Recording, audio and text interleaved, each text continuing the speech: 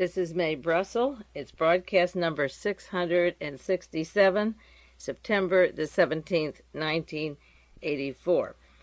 There is no subject that I discuss on these broadcasts that is more important than the subject of war and peace. My studies began 13 years ago when Lee Harvey Oswald was shot by Jack Ruby. I suspected at the time there was a conspiracy right then, and decided to study whether or not the United States government had effected a coup in this country, and if so, what were the motives of those people that were able to take this off, from the president to the Supreme Court Justice, Chief Justice Earl Warren, on down through the staff and news media and so forth. How long had they been together, and how did they cover this up? How well were they able to cover it up, and what techniques did they use? By November 1964, I was able to locate the Nazi connections to Lee Harvey Oswald, and then later to the staff of the Warren Commission and to the people writing the Warren Report. And it took 20 years for the view to become more clear, to get it more in focus, of course, every week.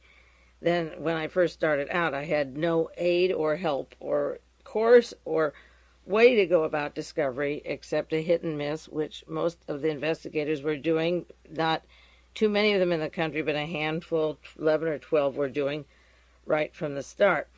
And all the various subjects that I've studied and put on the air have gone back and pertain to this original thesis, not original by me, but not commonly known around the United States, around the world yet. It isn't common talk. We talk about the coup in Chile when Allende was killed, Salvador Allende, by the CIA, but it certainly is far from common talk that we had a coup d'etat in the United States when John Kennedy was murdered.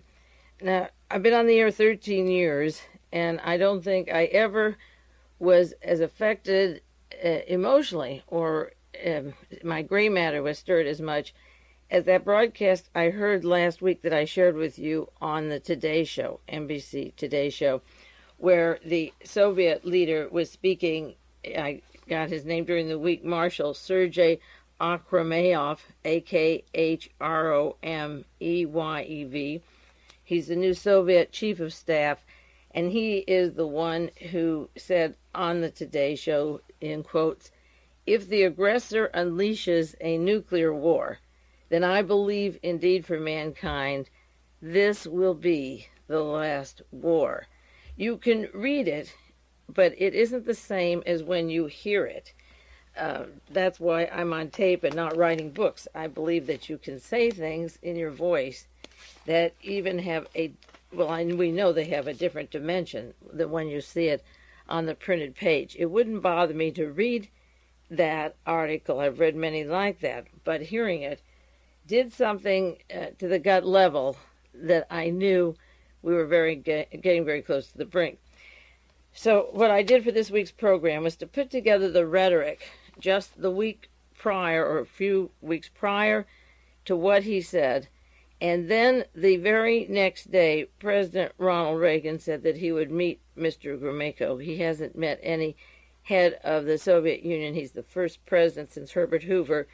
And there's a reason why from Herbert Hoover to Ronald Reagan, those two men would not meet with the Soviets. Herbert Hoover was the instigator, if there could be one single person, of arming for World War II, the American who owned the largest amount of property, forests, oil, minerals inside Tsarist Russia, who carried on this holy war. The Hoover Institute has been behind Ronald Reagan as governor, as president of the United States, as his chief advisor, and there's a reason why Ronald Reagan was handpicked to speak the words of the deceased Hoover, of Herbert Hoover, and that's why for 50, that gap in there, that every other president was able to meet with representatives from the Soviet Union.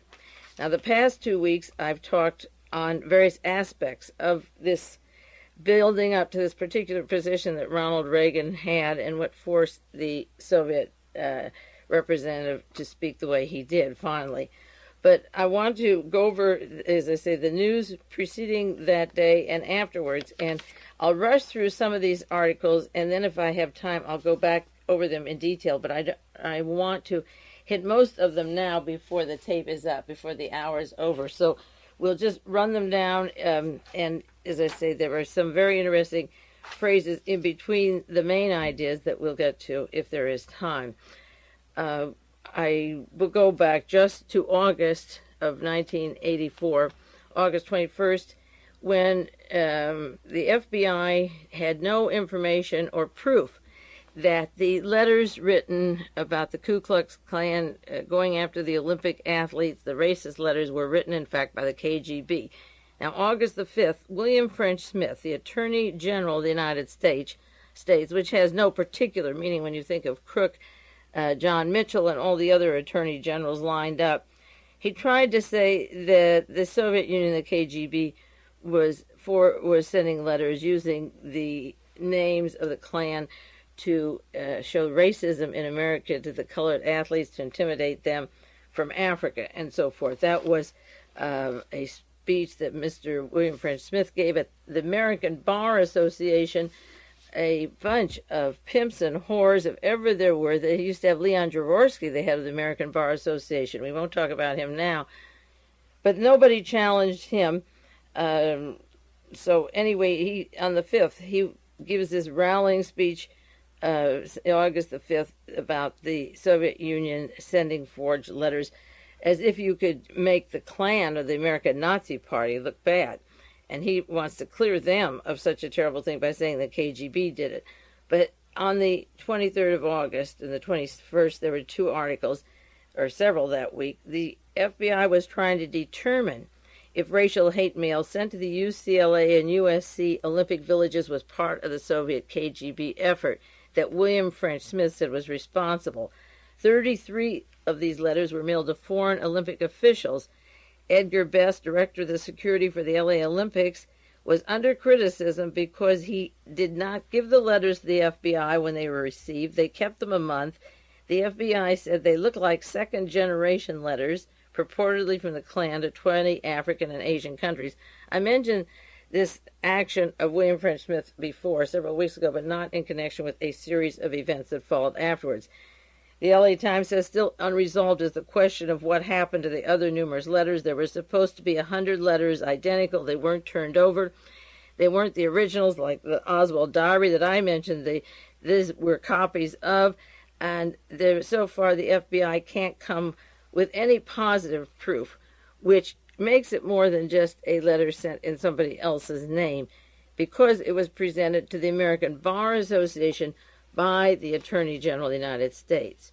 Following August the 21st, George Shultz was speaking in Washington, and he criticized the Soviet domination of Eastern Europe, and he gave a speech that said, "We will never accept the idea of a divided Europe." And the article in the New York Times goes on to say that after the uprisings in Hungary in 1956, the subject was never brought up because of concern about starting a third world war.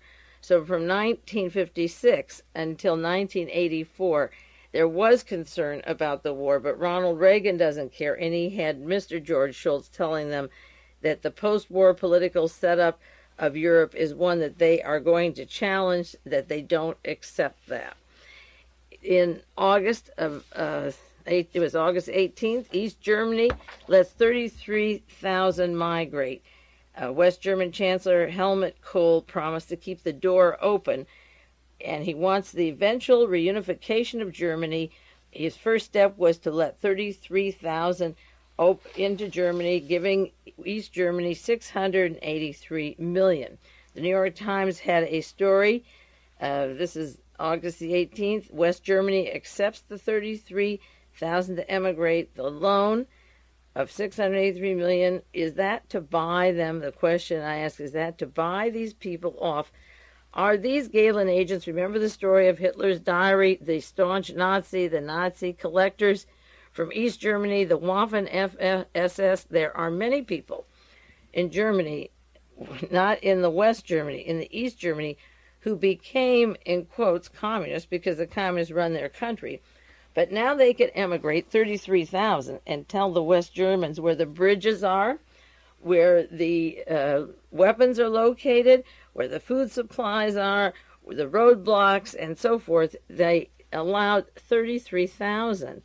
to go from East Germany to West Germany, and if 1,000 of those were Waffen SS, and I'm sure there are many, many more, this was a nice price to give. There can be a lot of danger because most of the secrets, so-called secrets, of East Germany would be ready for World War III with these people now at this ripe stage going to West Germany. The next article, I'm doing all of these in consecutive order because that tells its own story. August 22nd, 1984, from the Washington Times. Moscow is wary of German detente. The two Germanys are moving closer. The article said in addition to $330 million loan this year, West Germany gave East Germany $400 million last year. The Soviets are calling West German Chancellor Helmut Kohl a stooge of the United States, and the West Germans are, in quotes, absolutely stupid, blindly rabid, animalistic, bloodthirsty neo-Nazis with the potential of builders of the new death camps. These are the charges coming out against them. And then the Soviets said that the West German economic credits to East Germany could be a Trojan horse to tear down the communist system by flooding it with cash. That was in the Washington Times, the words about the control of the United States over Germany.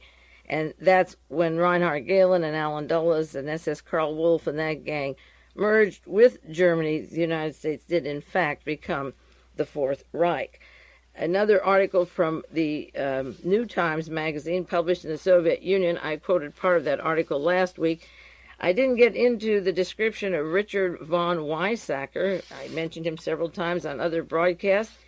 The new president of Germany, the new federal president of West Germany. And interestingly enough, the New Times is published by the Soviet Union. And they were very kind in their little biography. I wondered why they didn't write more on Mr. Weizsäcker's connections. His father was the Vatican envoy for Adolf Hitler to Italy. He represented the Vatican interests of Adolf Hitler in Rome, from Berlin and Germany to Rome.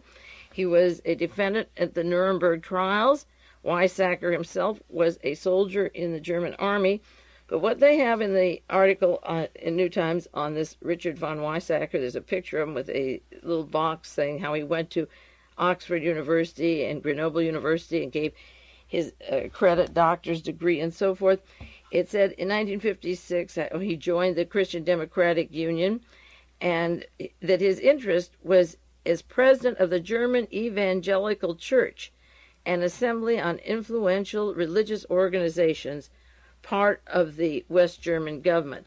Now, Mr. Reinhard Gehlen, who was Hitler's chief of intelligence East, who set the time bombs for all of this that's going on now, when he retired, in the book Gehlen's by the Century, it tells how Gehlen became head of the Evangelical Church, the German Evangelical Church, and that's where he went. And that, at that time period, was the exact mushrooming of tremendous budgets for the American television Evangelical Church, the people behind the churches on Sundays and during the week, the large ministries. And Pat Robertson was from the 007, I call it the 007 Club because of The Spy.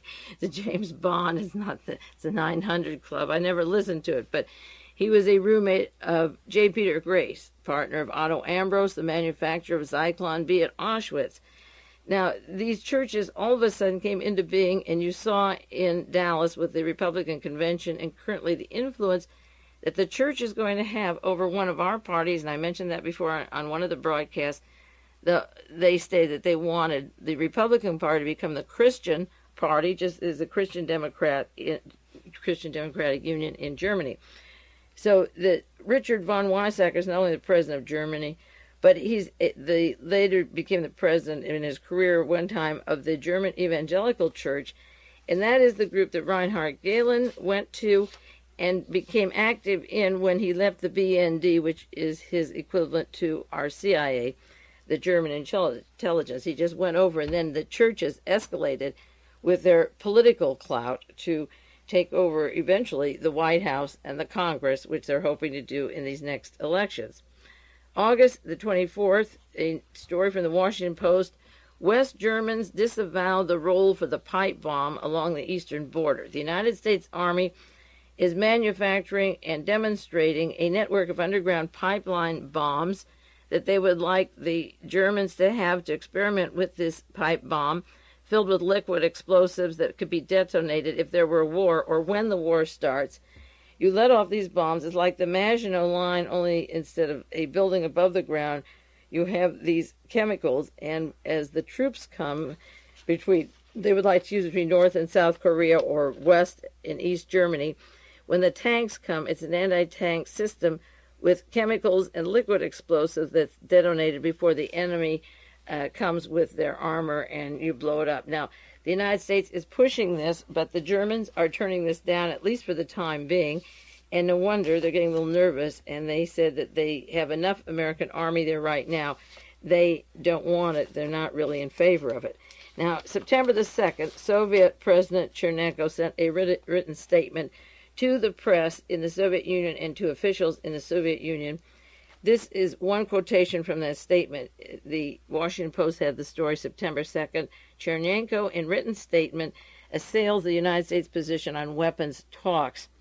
He said they in Washington are flaunting with open cynicism their great power ambitions, exaggerated notions about America's role and place in the modern world. Chernenko said they claim the part of being the strongest or ruling the destinies of people and dictating their will to all and everywhere. In brief, they are now talking about a crusade, not only against socialism, but actually against the entire world. Now, the crusade he's talking about is the Odessa, the Nazi network, which Hitler wanted, the Fourth Reich, the Thousand-Year Reich, which is against the entire world. You hear talk about Soviet prisons. You don't hear about Colonia Dignidad. You don't hear about Zia and Pakistan and the cruelties, or the cruelties down in various countries around the world, oppressions that we've put into power. The only enemy is the Soviet Union, and that crusade is to wipe them out. We've been successful in getting rid of democracies in most other countries that we have touched and sent our troops. September the 13th, the American Legion had Ronald Reagan speaking. This was in Utah, and this quotation that I have here is again from the Washington Times. Reagan said, "We have completely reoriented American foreign policy with new energy and moral purpose. We must help El Salvador, and we must not desert the freedom fighters in Nicaragua. We need a supreme being, the Lord," he said. "It's impossible to face this job without him. I couldn't do it without he told them, without the Lord." And he was speaking in Utah, the Latter-day Saints. And I might remind you that Somoza, that family alone, controlled all of the economy of Nicaragua.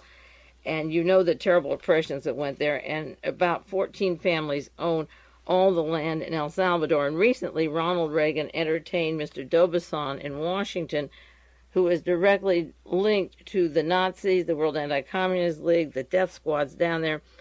People that want the Somoza army back into power are the freedom fighters in Nicaragua. And this is our moral purpose. And more you'll hear those religious terms. The debate on religion going on in news conferences and television has more to do with the moral purpose and the word crusade that you're going to see and hear than it has to do with abortions. Now, September the 6th, the Los Angeles Times has a story, "Is the United States trying to bring the Soviets to their knees?" This is by Elliot Hurwitz. And it says that the current Reagan policy to worsen Soviet economic problems is extremely risky option, and by no stretch of the imagination could the United States, even with our allies, cause this. He says that we can't cause economic collapse, but the gist of the article is that the whole purpose of Ronald Reagan's shtick now is to bring the Soviets to their knees. That's what he was put in for, and that's what he's trying to do. The New York Times, this is Friday, September the 7th, says West Germany is in no hurry to merge. This is an idea that Ronald Reagan has. The people in Germany that were interviewed said that they accept a lot of what's going on. Pravda made a caricature with a cartoon of the word I used a lot last week, revanchism. It says revanchist Chancellor Kohl is plotting to rewrite the post-war borders of Europe and reinstate the German Reich. That's what he wants. But in West Germany, it is borne out by the common polls that people have a sober, skeptical feeling about reunification. This article quotes one particular person said, "We're on the border, but we know the divisions of Germany is the bill we get from Hitler starting the war. We want to be aware of what's going on. We're not blind to what set this up. We're paying our dues," to paraphrase what he said. And interviews in Germany, at least by the New York Times, the average person, and is certainly not wanting to put that explosive wall between the two Germanys, is indicative of how the German people feel. They're not crazy about this idea that has been building up. Now, George Shultz said September the 7th that he would meet Mr. Gromyko at the UN session, but this is a Los Angeles Times story, but he assured everybody at this particular speech that even though this was the first high-level contact in 9 months between the two nations, there is little chance for any breakthrough or dramatic developments as a result of the meeting. In other words, we'll say hello. He walked out of the meeting in Spain of the human rights meeting a year ago because the Soviet Union had downed cold-bloodedly the Korean airline, which 1 year later turns out to be positively, without hardly a bit of doubt, a spy plane that was blown up knowingly on purpose by the administration, and that is 1 year later. But this contact, Schultz says, I will meet him at the UN. Well, he comes every year, but don't expect anything of it. We don't intend to do anything about it. Now, September the 10th, the San Francisco Examiner and the LA Herald had a story, United States relations lowest ever. The Soviets declared it couldn't be worse, and they complained about the lies that Ronald Reagan is saying. Mr. Reagan has convinced himself, and many Americans as well, that the United States can and must talk to the Soviet Union only from a position of strength. The choice between universal annihilation and peaceful coexistence and cooperation of states with different systems is still possible, they said. But the way the president is going, there is very little chance to get along. And TASS released a commentary in London, accused the Reagan administration of doing a great deal to disorganize and destroy what was achieved by all the other predecessors. Now, George Shultz came out with a report that Congress was to deliver next week. The LA Times, Soviets violating the ABM Pact. The secretary dismissed Mondale's complaint that President Reagan is the first American, this press secretary and Secretary of State, George Shultz, dismissed that Ronald Reagan is the first American chief of state in 50 years not to have met his Soviet counterparts. And George Shultz says, I don't see any embarrassment at that at all. He said, pass it off when you consider that those old men are sick and tired and there's nowhere to meet with these people because they're too sick and old. But that's not the point. When they're not sick, and all of them are old, Reagan is old, they could still meet and talk. And that has nothing, their age has nothing to do with the accusations of the Korean airline or the forged letters of the KGB, the outright lies. Even at the time that John Kennedy was killed, the outright lie, or the hint that Lee Harvey Oswald was a Soviet agent and Marina Oswald's uncle worked for the Soviet intelligence. There is absolutely no excuse for putting things on them that didn't happen. Stick with the issues if they're real, but don't rely on false documents and outright lies. That only weakens our position and makes other people around the world scared to see us. Now, that famous speech of Ronald Reagan's at the microphone test, there were just several items I wanted to quote, or articles on that. I have many. One from the Washington Post, Friday, September the 7th. Did Reagan throw a wrench into German détente? And they say that by Reagan opening his mouth and speaking about the possibility of starting a war, the West German meeting planned with the president of the head of the Communist Party from East Germany was called off. That the Soviet Union pulled back, didn't think it was funny. And what this article explains is that Reagan's big mouth, or what he thought was a funny thing to say or do, was really a cause for Germany, for East Germany and the Soviet Union, to reconsider any possible meeting. one article, an editorial in the New York Times, Mr. Reagan bombs. The radio joke is no laughing matter. And one from the Daily World, Reagan's joke not funny to the West Germans. And Stern magazine had a picture of Reagan wearing a clown's nose, and they said that the August 11th voice test before the radio on the bombing starts in 5 minutes was very much a point of anger in Germany. They took polls, and 64% thought his remark had damaged the East-West relationship, that by this kind of talk, the Soviet Union was fully aware, or more aware, of just Ronald Reagan's intent. They didn't take it as a joke, and therefore any dialogue between these countries was called off when they were looking forward to some kind of a dialogue. Now, Billy Graham went to the Soviet Union to turn them all into Christians last week, but the San Francisco Examiner has one story about Graham. Graham's plea to the Soviets over Reagan's joke. I guess every time he comes and tells them he represents Christ, and we're the good people and they're the bad guys, and then they say, well, if you're going to start the bomb in 5 minutes, where's your Holy Father? So Billy Graham tried to explain, and the article says evangelist Billy Graham tried today to mollify the Soviet officials over the indignation of Ronald Reagan's joke about bombing the Soviet Union. In quotes, this is what Graham told them. He was just testing a microphone, and he wanted to make people laugh. It wasn't in his heart. He wanted it to be funny. Well, the Soviet Union responded that they had lost 20 million people in World War II, and this was unacceptable, and they didn't understand how that made people in the United States laugh. He only compounded it by saying, he shouldn't have said anything, but if that makes America laugh, it didn't make the Soviet Union laugh. And then, as I mentioned last week, the head of the Communist Party, Erich Honecker, Honecker, called off the visit to West Germany, something that they had looked forward to for many, many years, to bridge the gap between East and West Germany.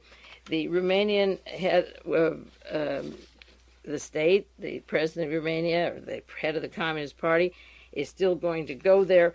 99% of the Romanians were sympathetic to the Romanian Iron Guard. This is the area that Mr. Triffitt comes from Otto von Bolshevik.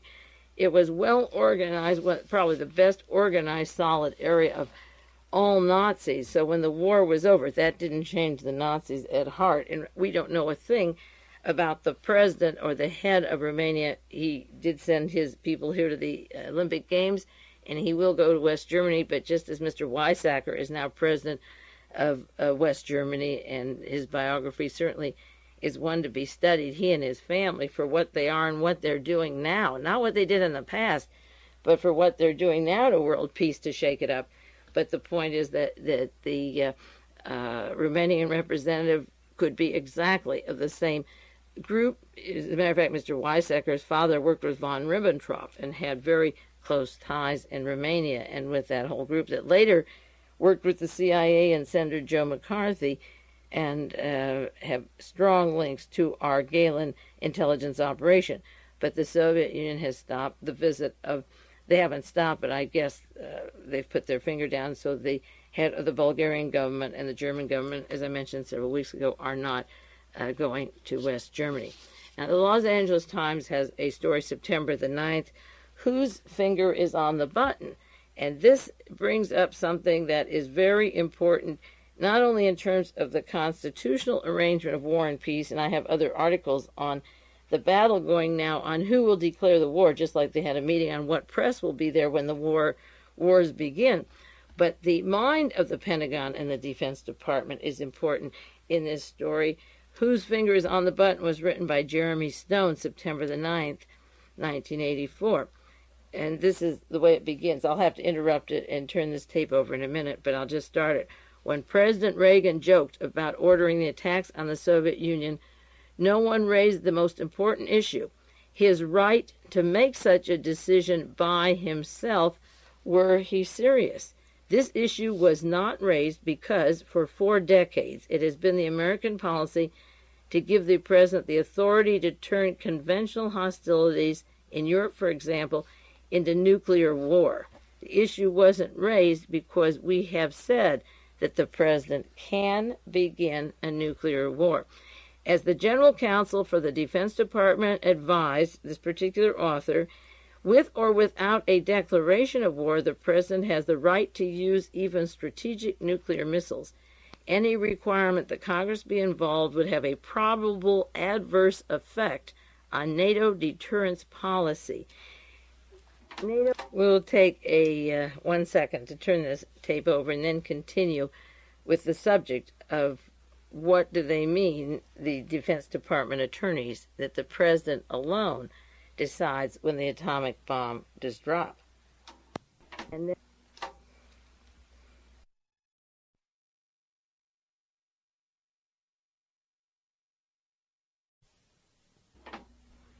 this is Mae Brussell, and it's side 2 of broadcast number 667, September 17th, 1984. I'm going to spend more time in the next few weeks on the decision, the meeting of the Pentagon, on what news media can cover the next war. They had a few months to analyze the Grenada invasion, and they have set statement or plans for what we can know and who knows it, and they're ready for action. And media, the choice of information is the way you live or die. You can't put down what they said or how they wormed their way into controlling everything we think, which is the Brave New World, which is the Gestapo, which is the Fourth Reich.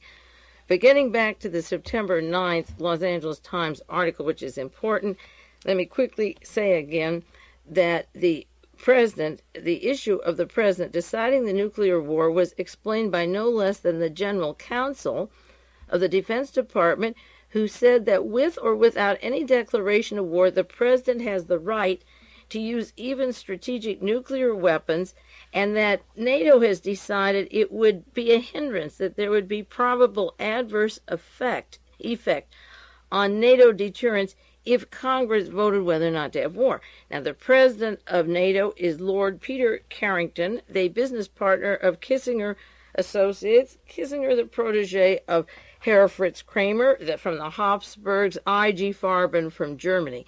So every point goes back, and every connecting decision goes back to the Reich. I'm not using a figure of speech. Now, Mr. Stone in the L.A. Times said, in a situation in which there is time to involve others, it is morally indefensible to have the president take an action by himself that may lead within 24 hours through escalation to the death of 1 billion people and a planet permanently scarred. No one decision maker should be asked or allowed to take such an awesome decision on his own. We have in our society checks and balances galore on the taking of a single life if time permits, as it would in this case. Where were the checks if you took a million or 1 billion lives? The founding fathers understood quite well that the president was not our king, that he was not putting the nation at risk by himself as if it were his kingdom. Now, the problem with Mr. Stone's thinking is such that he has not taken into account the role of Reinhard Gehlen when Hitler's intelligence came over and formed our CIA. As I've said before, the checks and balances that belong to the Constitution went. The executive, the legislative, the judicial. I've mentioned this over and over again. Those were the balances. When you make a National Security Council, a group of Germans and Poles and Romanians with thick German accents, and some change their names and some keep them, and some are easily identifiable and some are not. They decide national security. Those deposed revanchists people, those emigres, have come here and made the decision: we will tell you, America, we will revenge our defeat, we will take them, and, better dead than red. They are avowed churchgoers. This is a holy crusade. Who is the Defense Department attorney? Let's investigate that. I'll do some correspondence and find out who the General Counsel is, his name. And I'll bet you'll find a Russian, a Pole, or a German behind that cloak. Mr. Stone is waking up, or hasn't awakened like Rip Van Winkle, to see what's going on. He thinks the Founding Fathers said we can't have a king. The Founding Fathers said we can't have Henry Kissinger, and you still may have him as President of the United States. He makes every foreign policy and ruins every country we touch.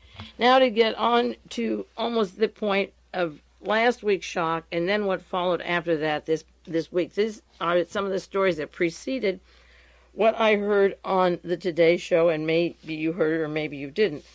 Now, one day before September the 9th, Mr. Mondale was speaking to a group of veterans in Portland, Oregon, and the headline was, Mondale says there will be no veterans of World War III. Now, Mondale leaves me absolutely cold, uninterested. I will vote against Reagan. When you read this thing, it doesn't mean a thing when he warned the American Legion, and he went there in Salt Lake City also, that there won't be any more of you after the last war. It sounds like a figure of speech. As I say, the newspaper doesn't say it all, but the Washington Times, again, the Reverend Moon paper, is the only paper that carried the story that I saw. Maybe you saw it if you did send me the stories. It said Soviets speak on the last war, and that is where the Soviet First Deputy Foreign Minister Georgy Kornienko spoke on the program, saying that there would not be any other war, that this was it. If we were crazy enough to do this, this was it. Now, that was last Monday that I heard him in the morning, and I mentioned it on the tape and the broadcast I did for you, number 666. Now, the very next morning, the sun comes up, and here is the story which follows. Reagan and Gromyko will meet. This is one day after the Today Show. And I really believe that you would have to be somewhat of an idiot not to respond to what he was saying. George Bush was on Meet the Press yesterday, and they were asking him about war.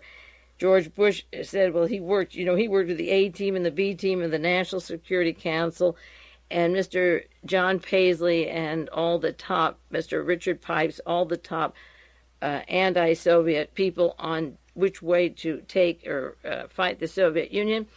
And yesterday he had toned down and said, I have a family and I have 7 grandchildren, and I don't want World War III. But the very next day, Mr. Gromyko was invited by Ronald Reagan, a complete switch. And of course, you read the stories of that. During the previous administrations, Gromyko had been coming for 3 decades to visit in Washington and was invited. His last meeting was Jimmy Carter, but he's wanted to meet President Reagan and wasn't allowed to. But the very next day after that, really terrifying, at least terrifying to me, to hear it. And I'm sure the people in Washington picked up that message and monitored. Certainly NBC, that's the one particular station the White House controls just about better than any of the major networks. So the very next day, Gromyko said, yes, I will meet with Ronald Reagan. And also that same day, on September the 10th, that's when the head of the Communist Party, Todor Zhukov, said he would not visit West Germany. That was just last Monday, and I mentioned that on the broadcast, but I'm putting in chronological order. Now, George Shultz, September the 10th, the same morning, simultaneously, that this statement about the war and the dangers of war was made, that very morning, he said in the newspaper, in the papers of September the 10th and 11th, George Shultz is ready to discuss the space arms freeze, that they must have talks, and then he clarified it. I don't think the situation is dangerous yet. In other words, when it's dangerous, you won't know it because the Defense Department says they can start dropping the bombs, but he says that there will be this discussion of arms. That came just at the same time that the Soviet Union Representative Gromyko was invited to come to see Ronald Reagan at the White House. And I think it's symbolic that it's not at Camp David out in the woods or somewhere like that, but in the White House of Washington, D.C., where Ronald Reagan will meet a Russian. Goodness knows what he'll do. He'll probably pee in his pants, but can you imagine when Gromyko walks through that door, what Nancy and Ronnie are doing? Anyway, the next day, September the 12th, invitation to Gromyko. Russia is hoping to reassure, Reagan is hoping to reassure Russia. And there were articles in the newspaper, Reagan will tell Gromyko the U.S. means no harm. Now, this doesn't mean because Mr. Gromyko has been invited in the White House at this time that there's going to be peace. Don't think that I'm relaxed about that. But it did take the top off the pressure cooker. That doesn't mean you're not going to get another pressure cooker an hour later. But there was a definite diffusing of the pressure that had built to the point between the Defense Department and Ronald Reagan, saying we can drop it first, and letting them know in his statement that what he thought was a joke was taken seriously. And as I said before, it wasn't a joke. It was a warning that he was warming up, and they knew it wasn't a joke. And that was the thing about the statement that sent the shivers around the world. Besides it not being funny, they understood that. But all of a sudden, Reagan is going to be hospitable, and he has invited the representative from the Soviet Union to come and see him. And asked about the meeting, he said these meetings wouldn't take place unless they were well prepared. The president said, I think maybe the time has come that anything can perhaps get a better understanding between our two governments, and it should precede any resumption of dealings on the specifics. In other words, we'll get to the specifics later, but we better get our talks going now. And I think he's absolutely right that it was time to get the talks going, that they would show that they mean no harm, and at least meet eyeball to eyeball and see where they go from there. Now, the Washington Times, September the 12th, Reagan, Gromyko to confer on arms. They're not only to say hello, howdy do, how are you, but they are going to talk about weapons in this very quickly arranged meeting. The Times says Mr. Reagan was smiling, apparently pleased with the political coup of arranging a high-level meeting with one of the most powerful men in the Soviet Union. And Mr. Gromyko accepted the invitation because the Soviets believe Reagan will be reelected. It says, gone was the rhetoric of the evil empire that once applied to the Soviet government. The atmosphere was more of an extended olive branch from the Reagan administration to the Kremlin. The talk of how bad they were, what they did, knowing the evil empire speeches and so forth coming on top of the Korean airline disaster, knowing that we lied about that information, knowing that the Russians are mad, knowing the world is catching on in London and Europe, the articles and books on the Korean airline coming out. Seymour Hersh is going to do a book on it. We have pushed ourselves against a wall, and Reagan only had one way to go. He would prefer to win the election, which he'll do anyway, being strong, because then he has a mandate to go on with the rhetoric, because being reelected, it means that the mandate is there. But he chose before the election to go ahead and meet with Mr. Gromyko. Gromyko said he would accept the invitation, and that's the way it is going. Another story, September the 12th, Reagan putting more emphasis on better relations with the Soviets. We will try to go along, and Reagan is quoted telling members of the Congress, as I've said many times, our policy against the unfair and wrong-headed policies of the grain embargo. He explained to them out in the farm area why he was sending 22 million metric tons of wheat and corn to the Soviet Union, because business is business, but he's spending up to the trillions of dollars on weapons to fight the Soviet Union. But all of a sudden, he also told them when he was out campaigning that the time has come, maybe the time has come, that anything that can perhaps get a better understanding between our two governments should precede the resumption of dealings. Anything that gets a better understanding. And Reagan concluded that there has to be a relationship of mutual trust before you can negotiate the arms reductions. There has to be this trust, which is quite an admission of Ronald Reagan, that you have to like each other before you agree not to kill each other. And then a story in the Wall Street Journal that the president, West German Chancellor Helmut Kohl, tried to insulate his country from the criticisms of the red baiting that he was doing before the East German representative was to come and see him. And they said Kohl's version of Ostpolitik under fire after East German and Bulgarian setbacks, that Mr. Kohl's government is under fire, that he was giving so much anti-Russian propaganda and spilling forth his opinions for the ethnic Germans expelled from Eastern European countries, bringing them to him and trying to force the East Germans and the Soviets to confront each other and melt the two Germanys together, he depended upon East Germany to bug Moscow, and they didn't bug Moscow. They pulled away from the meeting, and Helmut Kohl's work with Herr Kissinger and Mr. Lord Peter Carrington and Brzezinski and Fritz Kramer and the Henry Kissingers boomeranged, and that ended the topic of the meetings for the time being. Now, the following day, this is from the Los Angeles Herald and also the San Francisco Examiner on September the 13th. It was on the 10th that this statement was made by the Soviet Union on NBC, and on the 11th, Reagan said, "I will meet with Gromyko."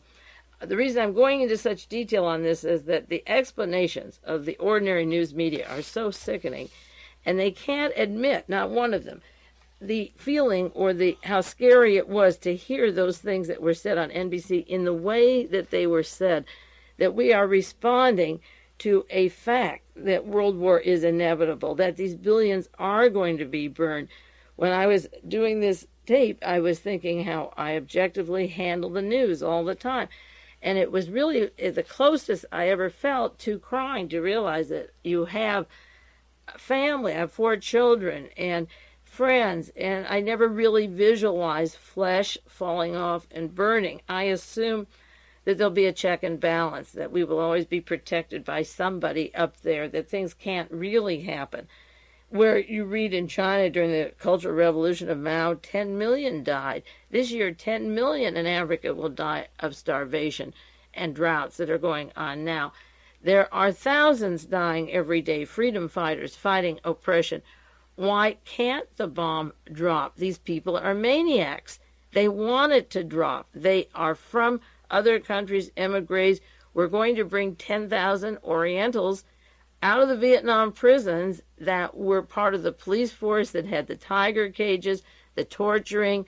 They belong to the early administrations. They're going to be released and brought to the United States, where Premier Key is busy trying to get ready for another war in Vietnam. 10,000 of those will be brought to the United States. So 2 days after I heard that, and as I say, the very next day, I didn't feel secure, but I felt better that Reagan, to have Gromyko meet him, was quite a change because, as I say, he's going to be elected anyway, so that would give him the mandate for every weapon he wants to get meaner. Getting back to this article in the San Francisco Examiner, it was also in the Herald, Gromyko, who looks like the policy maker, THE is larger in big blank letters, is ready for the Reagan summit. Now, wasn't this a quick summit? Reagan said, it isn't the head of the entire Soviet Union, but Mr. Gromyko may be the next head when there's another death. They're speaking about that. But the interesting thing about this article is that it says that when they meet later this month, Ronald Reagan will be the 9th U.S. president to encounter long-serving Mr. Andrei Gromyko. European diplomats say it's the first time that Gromyko will be acting as a policymaker in his own right. He's not just a messenger from the Kremlin. He makes the policies in the Kremlin. And this is the important thing. Mr. Gromyko, 75, was appointed the Soviet ambassador to Washington in 1943. That is the time when the Nazis began to go underground, and he was in Washington at that time in 43, which is, I think, is significant. And he has been in on every significant Soviet-American meeting since Yalta in 1945. Now, Ronald Reagan was saying last week, and I had that on other broadcasts, that he will negate the Yalta Agreement. He wants to push it back, that Germany has published their maps, printed maps of the German borders up to 1937, the boundaries of these different countries. Gromyko was at Yalta. He knows the law. He knows what happened at Yalta. And if you think that he's going to let Ronald Reagan or Mr. Helmut Kohl or anybody negate what was said at Yalta, hardly. He's going to be plenty hard on Ronald Reagan. And I say the Soviet Union has lost 20 million in World War II. They paid their dues. He was at Yalta. He outlasted Stalin, Khrushchev, Brezhnev, and Dropov. He was named foreign minister by Khrushchev in 1957. He has genuine power. He has the background and knowledge. So when Mr. Andrei Gromyko walks through the door of the White House to meet the most vicious president since Herbert Hoover, the most anti-Soviet, the one who has bankrupted this country with debts and the rhetoric and the red baiting that has been instigated between him and his churches, this is no patsy that walks through those doors September the 28th. And that is very significant. Now, the Washington Times, December 13th, had a story by Georgie Ann Geyer, Geyer. I recommend that those of you that don't have it, subscribe to Reverend Moon's paper. I didn't put it on the sheet that goes with this, but you can find it at your libraries or call. You're really going to get your money's worth if you read the Washington Times. I've taken it since the day it started. I learned a lot from it, just like they reproduced that speech on NBC by the Soviet official. But they also have very interesting slanted stories that direct you if you're not smart enough to know the difference, but are very interesting. Now, Georgianne writes for them about once a week and has a column. This was just before Gromyko. It came out the day after Gromyko was welcomed in the White House, but was written probably a few days before. And this article is on discernible changes in the Eastern European bloc. And the article is about big black letters, the astonishing events of the last 2 weeks with the Eastern Bloc leader after Eastern Bloc. That means the German and the Bulgarian that wouldn't go to West Germany. Was forced by a nervous Moscow to cancel state visits to the West, illustrates clearly the failing hand of Soviet controls over these countries. I ask you, is the Soviet Union failing in their control when they get an invitation into the White House? That's more important than the head of the Communist Party going for 3 days to West Germany. When we said we wouldn't have summit conferences until we were prepared, and now we say, come, the UN is meeting in the end of September. You're welcome. You come and see us. They want to tell you that Russia is falling apart, that Moscow is weak, that we should keep up the rhetoric, and they encourage us for something that in fact doesn't happen. Just as the CIA said, the Cubans hate Fidel Castro. If we invade the Bay of Pigs, we'll surely take the whole place. All we have to do is land on the island and we will be welcome. We weren't welcome. Hitler thought the Russians are subjected to terrible lifestyles. In fact, William Rusher was on the Today Show this morning talking about their program in the Soviet Union. He said that's not a legitimate country, as if the Tsar was elected. They haven't had an election in 70 years, that the head of the country was taken in a shipped box. That was Lenin from Switzerland to become head of the country. He said they've never had an election. And William Rusher, of course, is related to William Buckley and is he publishes the National Review for William Buckley, the Knight of Malta, the Vatican representative of the literary elite, the chic, so-called middle. He's right-wing, but he tries to be cutesy, William Buckley. And Russia was on talking about that. But when Germany went to the borders of Russia and thought that they would all run and welcome them, 20 million died. If it was an unelected government, they certainly chose to preserve that government. And we have the illusion through these kinds of articles that they are weak. And we make ourselves look like fools and then have to bow down later to having discussions and realize where our place is in the world and how unimportant in the whole world we are, unless we just want to blow the whole thing up and not accept that we're only one among a lot of people. Now, September the 14th, there followed another story. The report on the Soviet Union is postponed. At the time that Ronald Reagan said he would meet with Mr. Gromyko, they said, well, Congress is to get a report on the arms agreements, that they broke the arms agreement violations. Now, the excuse for this, the Soviet Union has responded that Caspar Weinberger is saying they broke the agreement so that we have an excuse to break the agreement for the Star War contract, a very dangerous precedent that was published in the Soviet Union on why we're charging with this. But Ronald Reagan had asked his Congress to come up with a report giving him an out on why we don't have a dialogue. So now all of a sudden the arms control violations are going to be put under the table. Reagan, they said, well, will that insult Mr. Gromyko if that comes out at the same time you're trying to be hospitable? And he said, well, that has nothing to do with me. The Congress was ordered to do that. That's the Congress's business. Well, Congress is red baiting all the time and giving contracts for these weapons. Every member of Congress is as guilty, not every member, but most of them are as guilty as Ronald Reagan. So now we back down on the report. He said, of course, the report will come simultaneously. So Reagan has backed down on the fact, yes, I will meet GROMYKO. He has backed down and said, yes, we will have arms talk. Now he has backed down and said, we will downplay the violations. And Secretary of State George Shultz and his principal spokesman recently downplayed the report by Reagan's General Advisory Committee charging the Soviet Union with 18 violations of arms treaties. Shultz told the NBC interviewer that although there seemed to be direct violations, most of the alleged treaty breaches concerned cases where Moscow legitimately had exploited loopholes in the SALT II treaty. So there is Mr. Shultz coming down a little bit. And then the story of Mondale being invited by the Soviet Union and Mr. GROMYKO before Ronald Reagan had contacted him, before that horrendous last Monday speech, that not a speech, but interview that I heard on television and others of you might have heard. And Mondale said that he was approached unofficially last week by the Soviet academician about the possibility of a meeting with GROMYKO.